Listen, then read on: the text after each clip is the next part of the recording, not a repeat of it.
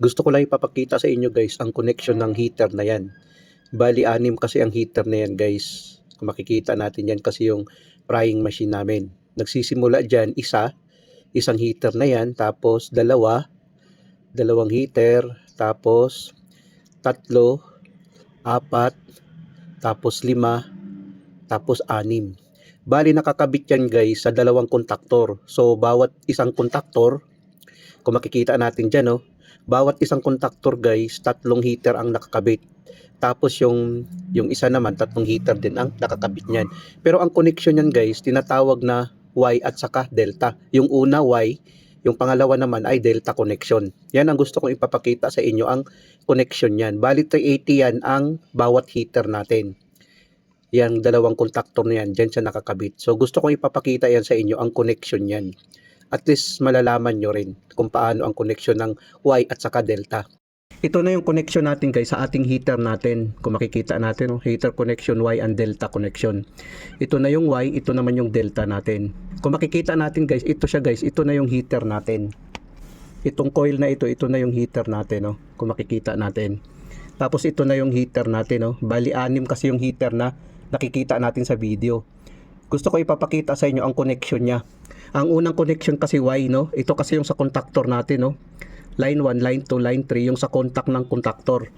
Ang unang connection natin guys sa line 1 nakakabit sa 1, So iganon lang natin to ang connection niya. Nakaganon siya, Kung makikita natin. Tapos ang line 2 naman nakakabit sa 2. Itong 2 na ito, itong 2. So bali ganon siya, Kung makikita natin. Ito kasi yung contact ng contactor natin. Tapos line 3 naman ay sa 3. Ito yung 3 natin, nakaganon siya.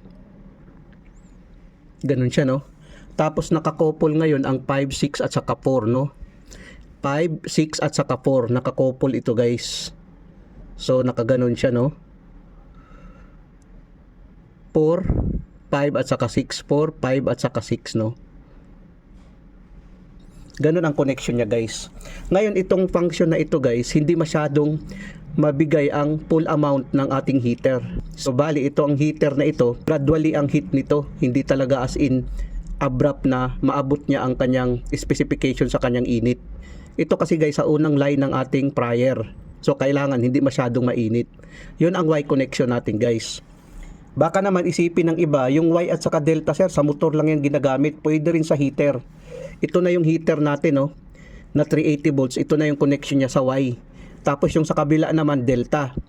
Yung sa kabilang contactor naman, delta naman ang connection nun. Ano naman ang sa delta? 1 at saka 6 connected together, sa number 1, sa line 1. So ibig sabihin, ito siya, 1 at saka 6, Connected together ito, nakaganon siya, 1 at saka 6, yun na yung sa line 1 natin. Ito na yung line 1 natin, Ilagay natin ganun. Line 1 na siya. Tapos ngayon sa line 2 naman natin, 2 at saka 4, Ito yung line 2 natin sa contactor natin, 2 at saka 4. 2 at saka 4, Itong 2 at saka 4, Nakaganon siya. Ito na yung sa line 2 natin. 2 at saka 4, line 2 natin. Bali parallel connection siya guys. Yan na siya. Tapos ang sunod naman 3 at saka 5, Itong 3 at saka 5 connected together. 3 at saka 5 ito siya, connected together ito. Dito natin ilagay, Ganun ang connection niya. Ito ay delta connection ito guys. Ito na yung connection sa aming heater sa dalawang kontaktor. Ito yung unang kontaktor namin, Y connection. Ang pangalawa naman ay delta. Pareho silang 380 volts. Pero ang tanong dyan, saan ba ang mas na-comply niya ang heat? Saan ba ang mas mainit masyado na heater? Itong 380 volts guys, itong nakaparallel. Ito guys, magbibigay talaga to ng accurate na init. Hindi katulad nito, ang ibibigay nito gradual lang na init. Hindi masyado siyang mainit kaagad. Talagang gradually lang ang pagbibigay niya ng init kasi naka-series connection siya, kung makikita natin. Naka-series kasi ang Y. Samantala ang delta naka-parallel connection, kung makikita natin. Yan na yung connection namin guys sa aming heater. Sana nakapagbigay ito ng kunting kaalaman sa mga baguhan. Maraming salamat sa inyo guys. Hanggang sa muli.